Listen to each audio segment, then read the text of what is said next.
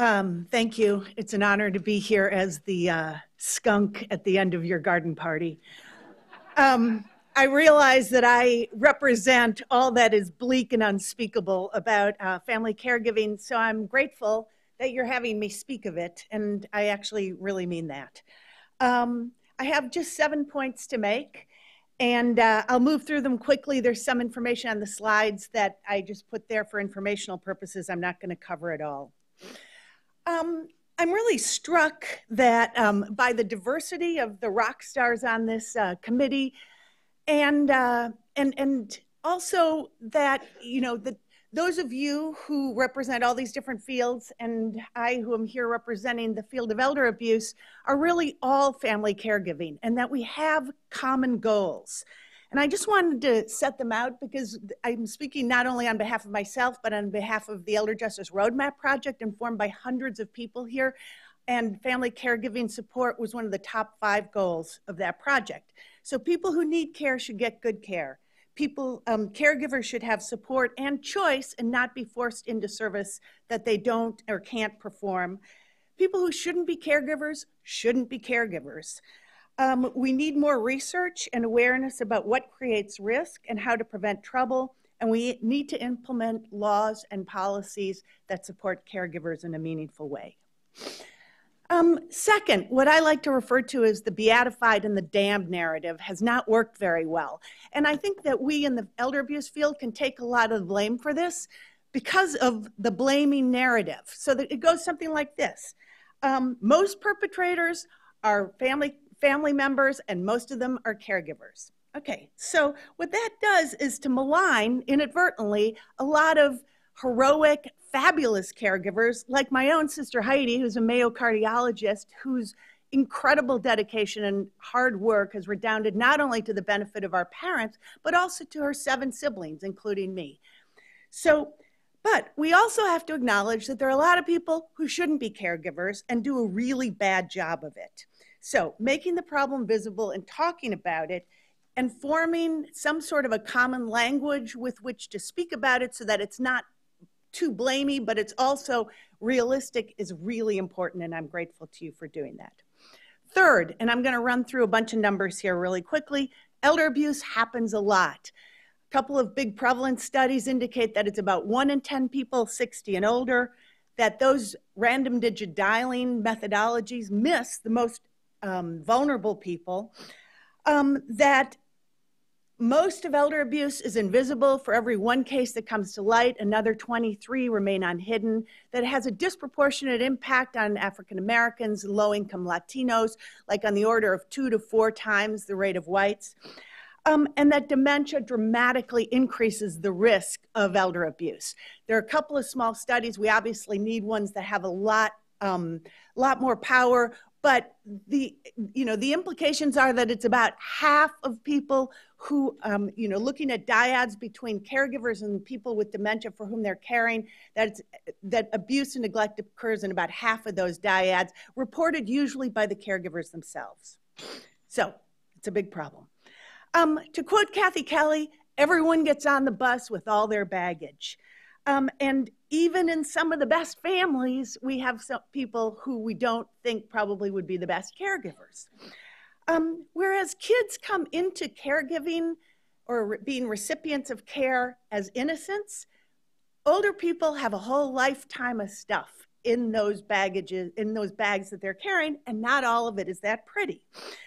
So what are some of the red flags here? And I apologize, this is my parade of horrible slide. The overwhelm. This is sort of on the outskirts, but we all know that that overwhelmedness can cause us to do things we would not otherwise do. And that's particularly true in caring for somebody with dementia. Then the incompetent and or caregivers with behavioral health issues. Adult Protective Services says that most of the cases they see have, I'm noticing my light's already red, but I know I have a few more minutes here. Adult Protective Services says that most cases they see involve adult caregivers who have either mental illness or substance abuse problems. What does this look like? The grandmother who's taking care of her schizophrenic granddaughter who has the whole life Grandmother starts to decline. APS goes out. They desperately want to stay together. She doesn't want to go to the nursing home. APS says, okay, we think this is a tolerable risk. We want to respect their rights to self-determination. Next thing you know, they're evicted. They're living in the grandmother's car, and the grandmother succumbs, covered in her own filth, in the hot car. It's the Filipino family where the developmentally disabled son is cared for by mom. She declines. He always does what she says. She falls, can't get up. She says, do not call anybody, I'm okay. And he always does what she says, and she dies on that floor. There's also past history of abuse. A woman who runs a sexual assault services program told me that she has a group of survivors, of middle-aged women survivors, among whom 7 were previously abused, sexually abused, by the person for whom they are now the primary caregiver. How do we do the math on the accountability there? Financial entitlement dependence is really complicated. Here we have the sons who cut back on their mother's fluids to save money on expensive diapers. Or another son who has a gambling habit, who lives in the basement, who basically lets mom rot to death. She didn't want to have any care or didn't want to go to the nursing home. Or the family who's relying on mom's Social Security benefits. So she, even though she can't walk and she's not getting the care she needs, doesn't want to render them destitute. So what does this look like? A lot of times people who have behavioral health issues, who have gambling habits or drug addiction, or whatever else, and as the caregiving situation shifts, it sets up disasters.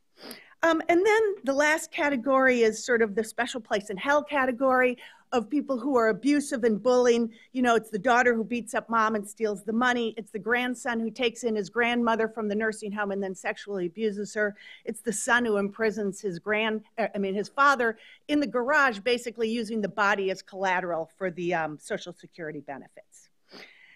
So here's the thing. We know that a lot of this is preventable, but how? And this is really, I feel like, the scandal of elder abuse, is that we don't have any prevention or intervention data. None. It's an outrage. But we have some hope on the horizon. HHS funded a few prevention studies a few years ago. One at USC. They're looking at 3 factors as they affect risk. And Rich Schultz helped to inform the conceptualization of this project. So characteristics of the person receiving care, difficult behaviors, et cetera. Characteristics of the person providing care. We just ran through some of those. And then context, stuff like poverty, isolation, et cetera. Then they're creating a risk profile and trying to figure out what interventions make a difference here. The second study, an Archstone-funded one, is working with USC staff to try to provide or develop materials that will resonate with people with dementia, that are actually useful. Okay, so I'm a lawyer. 1 minute. Okay, I'm a lawyer and I believe in prosecution, but this is not a problem we're going to prosecute our way out of. This is a prevention problem. We have to know way more about primary prevention. And there's a huge cost to this problem too that I'm happy to address. I have a bunch of recommendations. I will let you ponder those, and I'm happy to talk about them. I reserve the right to amend them. But mostly it's about providing better support, knowing what works, integrating elder abuse concerns into the mainstream of caregiving concerns, so that we are having this conversation on an ongoing basis, so that this issue is, it's the flip side, it's the ugly side of the coin, but only by talking about it are we going to do anything about it. Thank you very much. Thank you, MT, and thank you to all the speakers. We covered really a huge range of difficult issues. We'll open it for questions now for the committee members initially, if we have more time. Terry, how much time do we have